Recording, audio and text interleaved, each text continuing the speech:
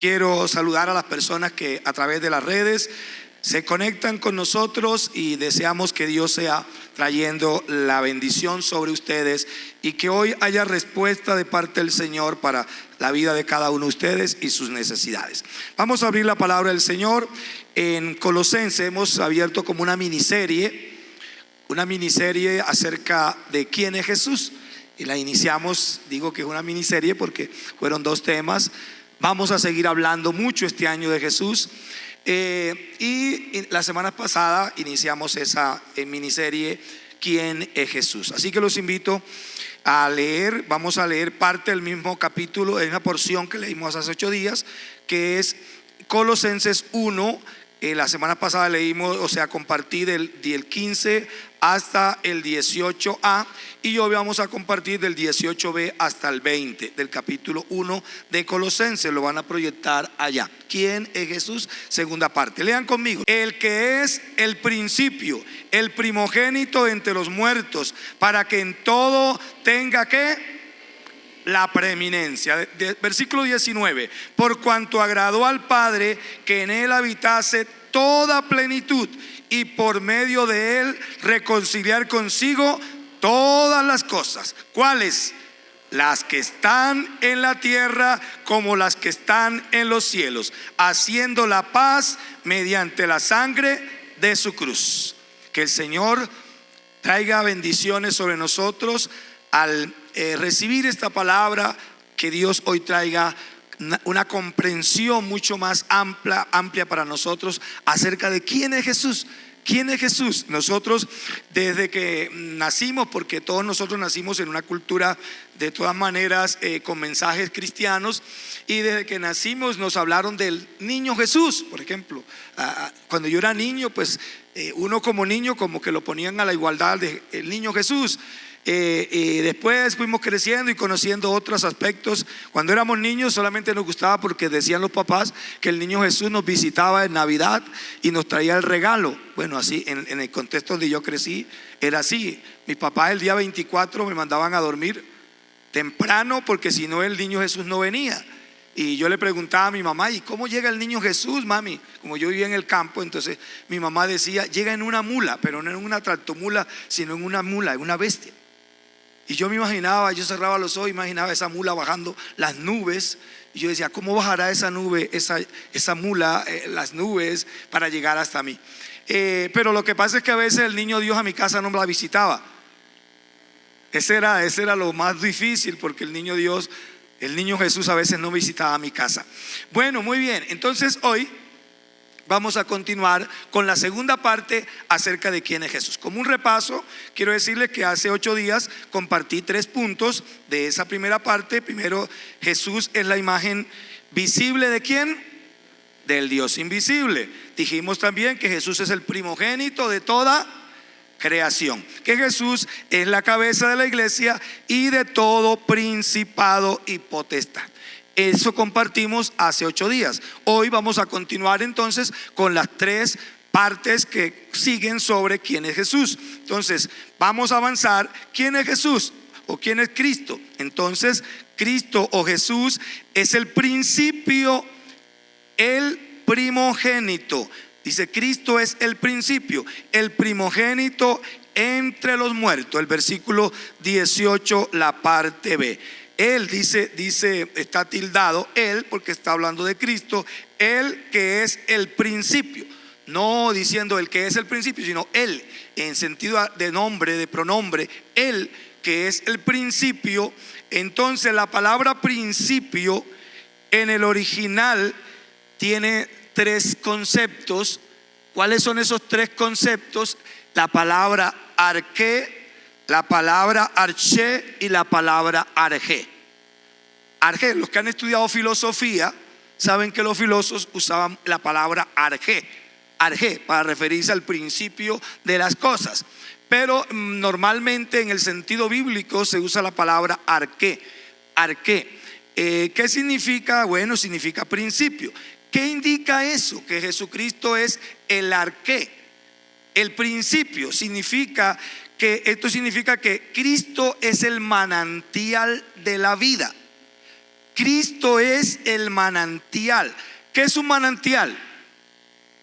Una fuente de agua. Entonces Jesús es la fuente de donde emana la vida. Toda vida viene de Jesús. Toda vida proviene de Jesús. Y eso es interesante porque vamos a saber, vamos a conocer quién es Jesús. Bueno, Jesús, de Jesús viene la vida. De Jesús, en Jesús está la fuente de la vida. Tanto material como espiritual. Tanto material, porque la Biblia dice que en Él fueron creados todo lo que existe. Todo lo que existe, sean reinos, sean tronos, sean principados, sean potestades. Esos términos se refiere al mundo espiritual. Cuando dice tronos, reinos, principados, potestades, se está hablando del mundo espiritual. Y ese mundo tiene que ver entonces con ángeles, demonios, esas dos líneas, porque tanto los unos como los otros fueron creados por Dios, por Jesús. Allí estaba Jesús, solo que los demonios pues se fueron por el camino equivocado y se apartaron del camino de Dios. Entonces es interesante nosotros que comprendamos eso, que Jesús es la fuente de la vida, la fuente. Y hace 8 días repasábamos los versículos 16 y 17, que se los voy solamente a leer como evidencia de que en Él está el origen de la vida.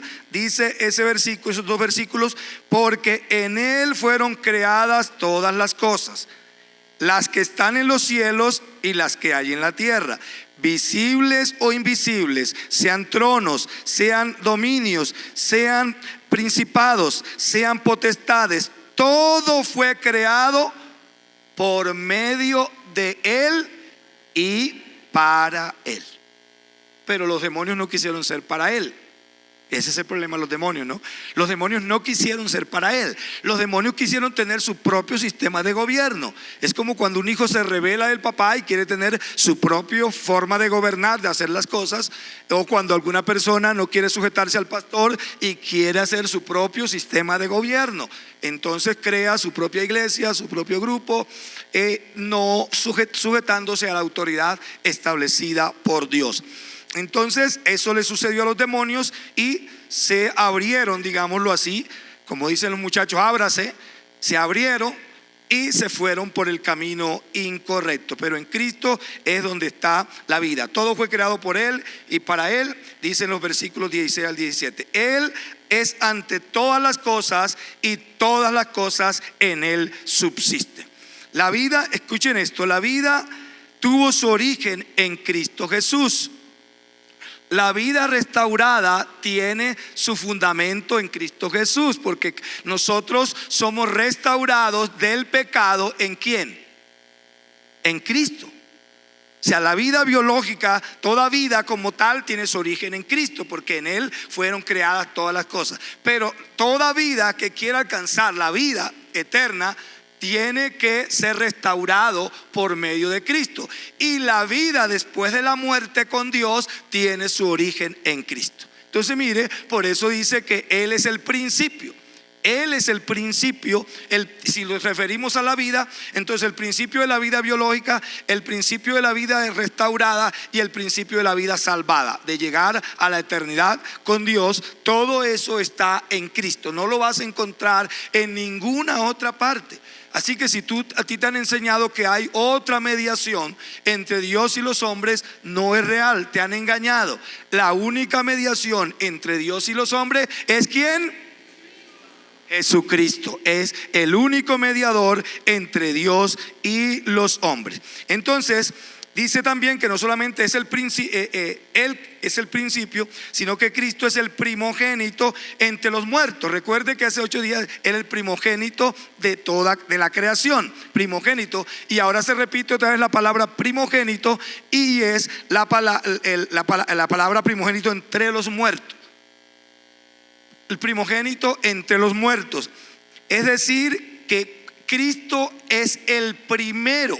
¿Qué significa que Cristo es el primogénito entre los muertos? Que es el primero, el que murió, resucitó en cuerpo, alma y espíritu y subió a los cielos.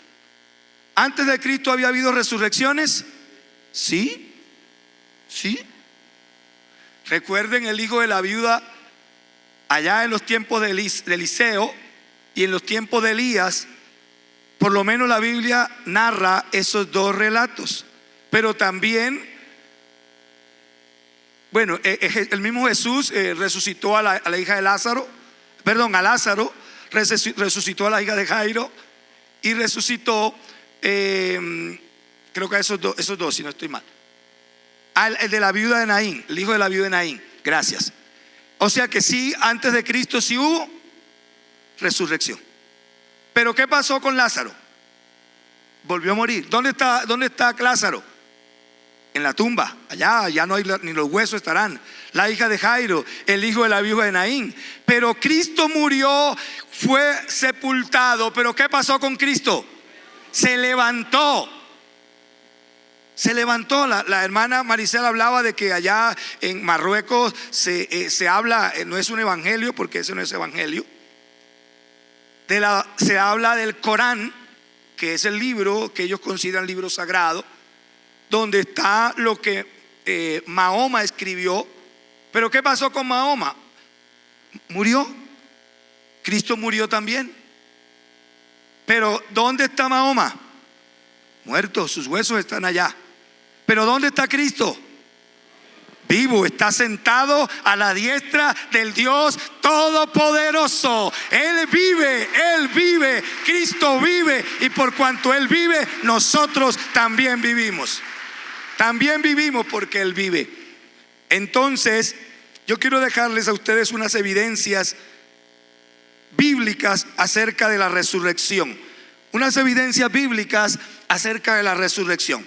Y vamos a comenzar con Juan 20, 26 al 27. Dice, 8 días después, o sea, está refiriéndose a 8 días después que Cristo había muerto y resucitado. 8 días después estaban otra vez sus discípulos dentro y con ellos Tomás. Aquí quieren decir algo de Tomás.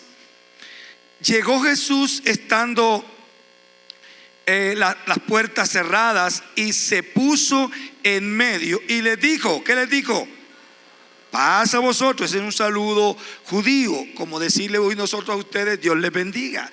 Ese es el mismo saludo para ellos allá, es shalom, shalom, paz. Pero tú y yo no nos saludamos con shalom, tú y yo nos saludamos con hermano, el Señor te bendiga, y le damos un abrazo y un beso. Ese es el saludo de nosotros. El de los judíos es shalom, paz, paz, que dicen que es mucho más amplio que el Dios te bendiga, porque implica muchas más bendiciones como tal. Pero bueno, la cultura de nosotros creció con el Dios te bendiga. Entonces quiero resaltar, bueno, paz a vosotros. Luego dijo a Tomás, pon aquí tu dedo. ¿Dónde le pidió a Tomás que pusiera el dedo? Mira, Tomás, métela. ¿Por qué le dijo así? Porque Tomás, la primera vez que Jesús se le manifestó a los discípulos, no estaba Tomás. Y cuando le dijeron a Tomás, Tomás, ¿sabes que el Señor se nos presentó? ¿Estás loco? ¿Qué se le ocurre? Yo solamente creeré si lo veo y le pido que quiero meter las manos en sus heridas. Solo así creeré. Ay, el Señor estaba escuchando. Déjamela, Tomás, te voy a demostrar. Y entonces Jesús se aparece y le dice a Tomás, pon aquí tu dedo, mira mis manos, acerca tu mano, mete tu mano en mi costado, y no seas ¿qué? Sino que creyente. Hay muchos que necesitan que Dios les diga, no seas incrédulo, sé creyente. Sé creyente. Y entonces yo quiero dejarle aquí algunos aspectos como para resaltar. Dos cositas sobre, estamos hablando de Jesús resucitado, ¿no? Que resucitó Jesús. Pero aquí Jesús está resucitando y los discípulos, es un ser espiritual, pero lo están viendo.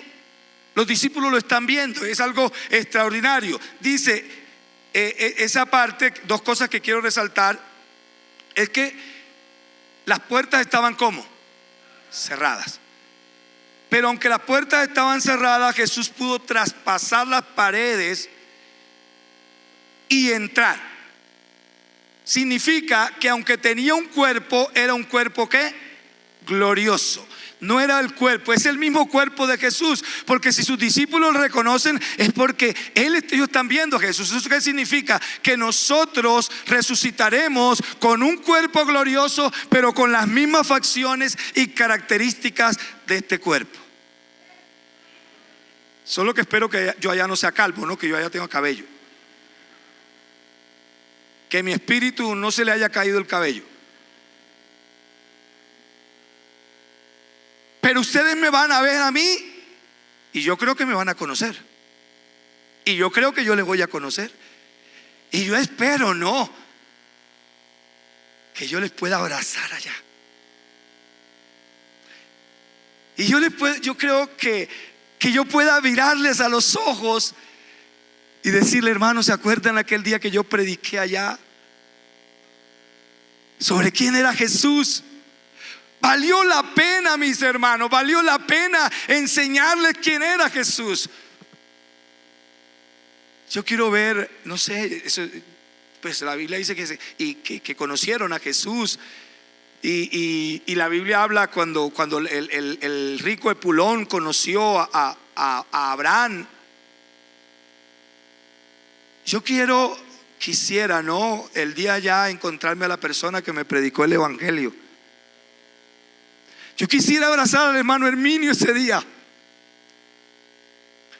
y decirle: hermano, gracias por ser tan persistente conmigo. Aunque yo no quería, aunque yo no quería buscar de Dios, usted persistió. Y hoy estoy aquí porque usted oró por mí, porque usted persistió en llevarme el evangelio.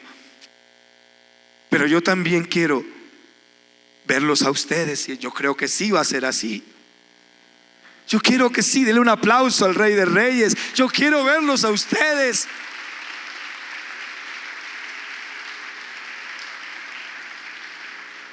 Claro está que ya no tendremos este cuerpo carnal, tendremos un cuerpo glorioso.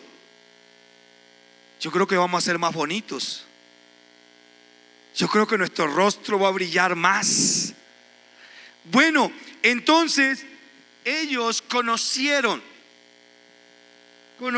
a Jesús, pero Jesús entra con un cuerpo glorioso, pero a la final es un cuerpo. Otra cosa que quiero que miren: ese cuerpo, aunque era glorioso, por un lado tenía las marcas de su sufrimiento. Es decir, por eso Jesús es el único que se ha muerto y resucitado y se ha levantado con su cuerpo tal y cual como fue sepultado. Era su cuerpo glorioso, pero ese cuerpo glorioso tiene las marcas de las heridas por ti y por mí. Ahora, yo creo que en el caso de Jesús tiene que ser así, porque algunos, eso tampoco lo dice la Biblia, pero algunos teólogos dicen que Dios nos mira a nosotros a través de Cristo. Cuando te mira a ti y a mí, mira a Cristo, pero mira a Cristo con las heridas que pagó, el precio que pagó por tu pecado y por mi pecado, para que entonces a través de la sangre de Cristo Él pueda ver que tus pecados y mis pecados fueron lavados y limpiados. Es interesante que también, si tú lo miras en Lucas, no lo vamos a leer acá, pero se los dejo la cita allí para que les gusta comprobar.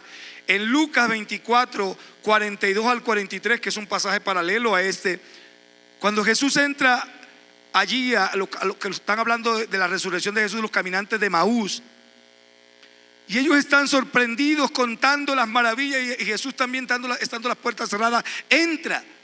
Y cuando Jesús entra, dice que ellos se asustan, y Jesús dice un espíritu. Cuando Jesús todavía estaba vivo y lo vieron caminando sobre el mar, dijeron un fantasma. Ahora cuando lo ven resucitado, dicen un espíritu. Y Jesús le dice: tranquilo, calma, amigos, calma. Un espíritu.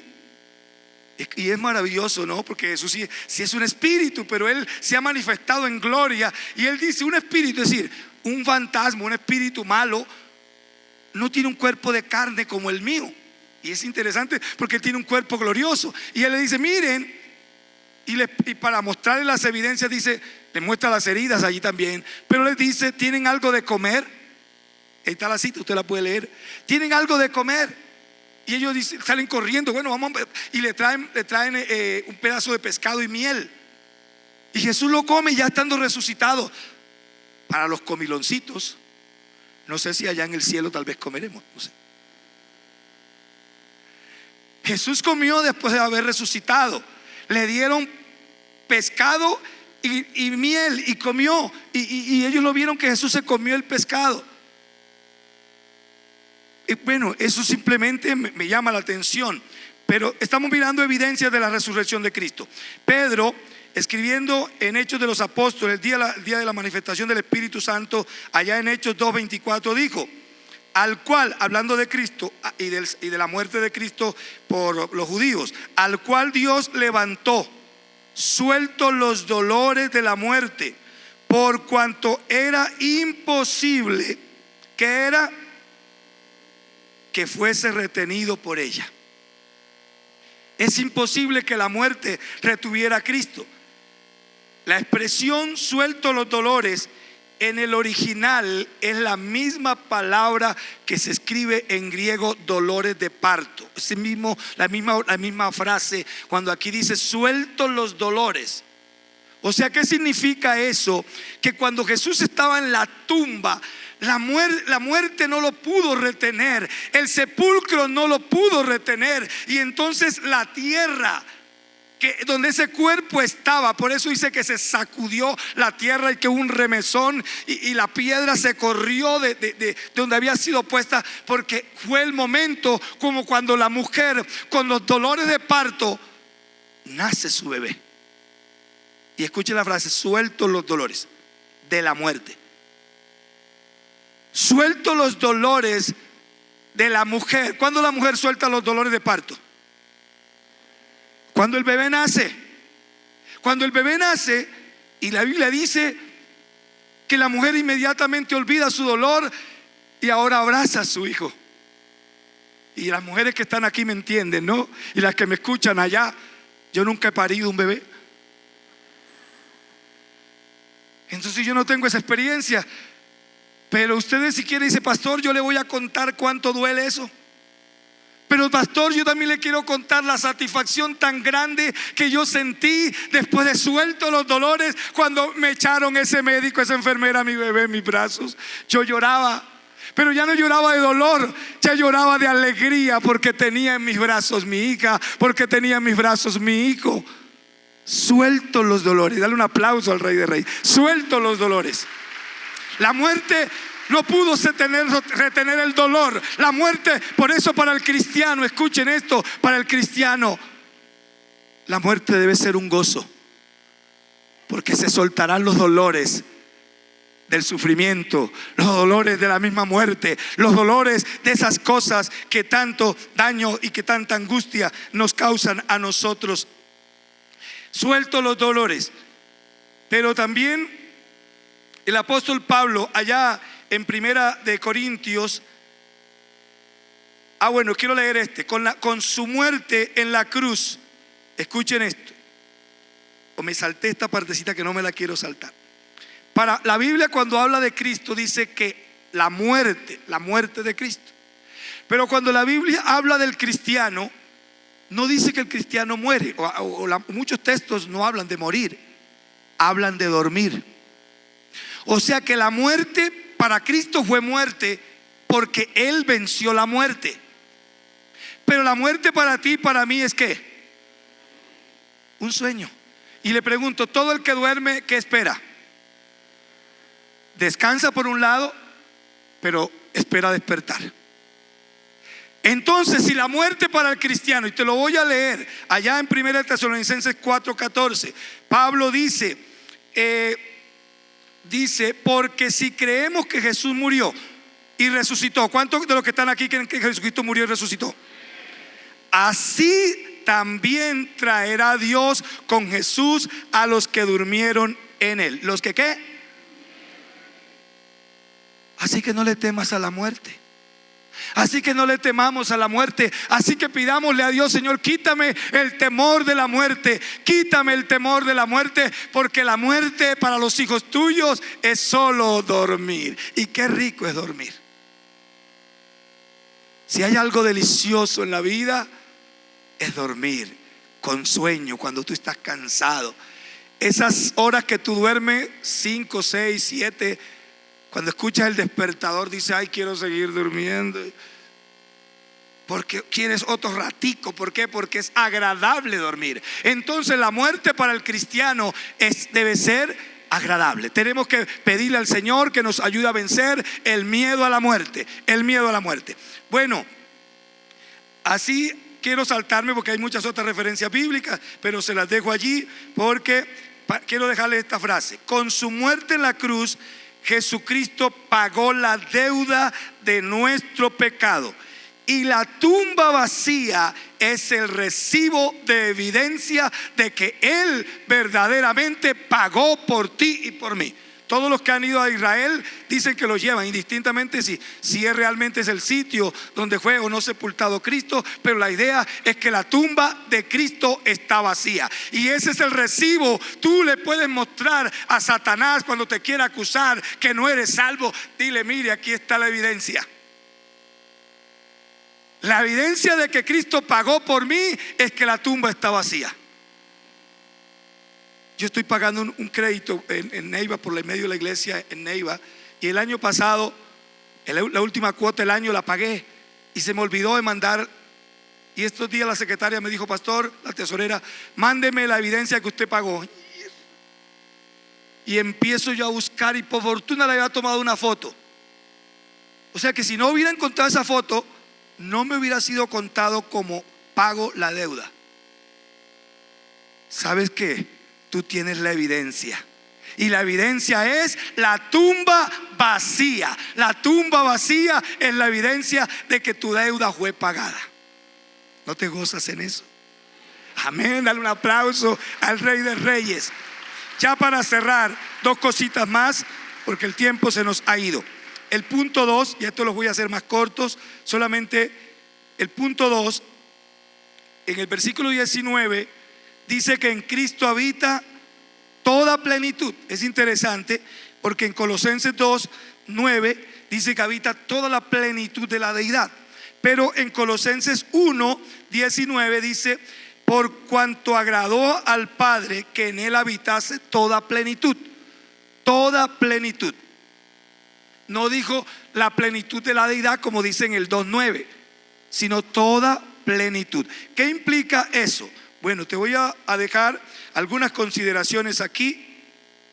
Pablo estaba corrigiendo en su carta las herejías, una mezcla entre el judaísmo, el gnosticismo y el gnosticismo y el misticismo. Esas 3 corrientes estaba Pablo combatiendo en su carta. Usted puede averiguar, Pablo en la carta a los Colosenses estaba rebatiendo esas corrientes de pensamiento, solamente que no usa esos nombres porque tal vez no los tenía en aquellos tiempos, pero es el mismo pensamiento gnóstico de la época de nosotros. ¿Qué creían los gnósticos o qué quería combatir él en cuanto a los gnósticos? Los gnósticos creían, o tal vez creen, yo no sé, yo no conozco mucho la corriente del gnosticismo, que en el escalafón, creían en el escalafón de los eones o deidades. Eones o deidades. Y ellos creían que esos eones o deidades provenían digamos de fuerzas, de poderes provenientes del supremo ser, aquellos le llaman, quienes se encargaban, esos eones o divinidades se encargaban de mediar entre Dios y los hombres. Pablo entonces combate ese pensamiento porque ellos decían que esos eones o esas divinidades para ellos intercedían entre Dios y los hombres. Jesús dice, Pablo le está diciendo, mire, no, toda plenitud habita es en Jesucristo, no en los eones, no en las divinidades que ustedes creen. Es lo que Dios estableció, y dice que fue a Dios a quien le plació hacer que en Cristo habitase toda plenitud. Toda plenitud. Y cuando él escribe a Timoteo, en 1 Timoteo 2:5, él le dice que dice allá en Timoteo, porque hay un solo Dios y un solo mediador entre Dios y los hombres. ¿Quién es? Jesucristo, hombre. El verbo dice que en él habita. El verbo griego para habitar es la palabra o el término katoikeo. Esto indica que Pablo no está diciendo que Dios venía temporalmente sobre Jesús, sino que Dios habita plenamente y continuamente en su Hijo Jesucristo, porque es Dios mismo. Jesús es Dios mismo. Entonces no era una habitación temporal, no era como en el Antiguo Testamento, que el Espíritu Santo venía sobre ciertas personas en momentos determinados, luego se retiraba y la persona seguía normal. Pero no, en Cristo habita la plenitud de Dios, pero también en Cristo, porque dice toda plenitud. En Cristo habita la plenitud de la vida, de la salvación, del perdón, de la sanidad, del amor, de la justicia, de estos elementos. Y 3, por medio de Cristo Dios reconcilia todas las cosas. Todas las cosas. Las que hay en el cielo y las que hay en la tierra, dice el versículo 20. Y por medio de él reconciliar consigo todas las cosas, así las que están en la tierra como las que están en los cielos. Se considera uno de los pasajes más difíciles de entender en términos de las escrituras de Pablo, porque dice que en Cristo Dios reconcilia lo que está arriba y lo que está abajo. Arriba se habla del segundo cielo, que están los demonios y los ángeles y la presencia de Dios arriba. Entonces los demonios no tienen reconciliación, los ángeles no necesitan reconciliación. Entonces, ¿de quién estaba hablando Pablo? Se cree, hay varias corrientes de pensamiento, me parece la más equilibrada, que Pablo está hablando que como todo será restaurado, dice que habrá cielo nuevo, habrá tierra nueva. Al restaurarse el universo, el cosmos, ustedes saben que los demonios habitan, porque los demonios tendrán que ser quitados de ahí, condenados y llevados a prisión. Entonces ahora hay una oposición, porque cuando tú oras, los demonios se oponen para que la respuesta de Dios no venga a tu vida. Entonces, cuando todo se ha restaurado, los demonios serán quitados de allí y lanzados al infierno. El universo será restaurado, y ahora los ángeles, no restaurados porque ellos no necesitan restauración, podrán tener la plena recorrido sin ninguna dificultad de demonios. 3 cositas te he dicho hoy sobre Cristo. ¿Quién es Cristo? El principio. Él es el principio y Él es el primogénito de los muertos. ¿Qué más te dije sobre Cristo hoy? Que en Él habita toda plenitud. Y tercero, que Él es el medio o el instrumento usado por Dios para reconciliar todo. Tú y yo somos reconciliados por medio de Cristo. Colócate sobre tus pies. Padre amado, te damos gracias. En este momento, Señor, queremos agradecerte por lo que eres. Dijimos la semana pasada que Cristo es el primogénito de toda creación. Dijimos que Cristo es la imagen visible del Dios invisible, que Cristo es el primogénito de toda creación y que Cristo es la cabeza. Esas son las 3 primeras partes. Las 3 siguientes partes es que Cristo es Él es el principio y Él es el primogénito. Él es el primogénito de entre los muertos. Pero también dijimos hoy en esta charla, declaramos en este día, Señor, que tú, en ti habita toda plenitud. La plenitud de mi vida. Yo no tengo vida plena. Nadie puede tener vida plena sino en Cristo. Todo aquel que no está en Cristo no tiene una vida plena, aunque tenga dinero, aunque tenga fama, aunque tenga poder. Pero si no tiene a Cristo, no tiene una vida plena. No tiene una vida plena. En Cristo está la plenitud de la salud. En Cristo está la plenitud del equilibrio. En Cristo está la plenitud del perdón. En Cristo está la plenitud de la justicia. En Cristo está la plenitud del amor. O sea, todo el que quiera llevar una vida plena, hay un solo camino. Y ese camino es Jesucristo. Hoy también te dije que por medio de Cristo Dios reconcilia todas las cosas. Tú eres reconciliado, yo soy reconciliado por medio de Cristo. La Biblia dice que la misma naturaleza gime esperando la manifestación de los hijos de Dios. Y esa manifestación de los hijos de Dios es la manifestación de esa vida plena. Y también la naturaleza misma será restaurada por el poder de Cristo. Gracias. Si alguien está triste, si alguien está enfermo, si alguien está abatido, si alguien está preocupado, hoy te digo, en Cristo está la plenitud de tu restauración. Si estás enfermo, yo voy a orar por ti, por los enfermos ahora, en el nombre de Jesús. Todo aquel que está enfermo, escuche, te voy a citar las palabras de Cristo. Estas señales siguen a los que crean. En mi nombre pondrán las manos sobre los enfermos y los enfermos se sanan. Tú vas a poner la mano allí donde te han dicho que está la enfermedad, allí donde tú sientes el dolor, porque lo vas a hacer en el nombre de Jesús, en quien está toda plenitud. La plenitud de la sanidad, la plenitud del gozo. Aquellos que están deprimidos, aquellos que están llenos de ansiedad, aquellos que están llenos de miedo, aquellos que están llenos de tristeza, en Cristo está toda plenitud, la plenitud de la restauración, la plenitud de la libertad. Aquellos que se sienten cohibidos, que se sienten inseguros, en Cristo está la plenitud de la seguridad. Dale gracias, Señor. Yo declaro que todo aquel que hoy no se siente pleno, te abrace, abraza a Cristo en esta mañana, abraza a Cristo y dile: Señor, yo recibo esa plenitud de sanidad, yo recibo esa plenitud de amor. Aquellos que no se han sentido amados, que en su casa no los amaron, que no se han sentido amados por su esposa, por su esposo, dile hoy: Señor, yo abrazo la plenitud de tu amor. Aquellos que no se han sentido comprendidos, que se sienten atacados, criticados, censurados, abraza a Cristo y dile: Cristo, tengo la plenitud de la comprensión. Cristo me comprende plenamente. Gracias. Muchas gracias. Aleluya. Amén y amén.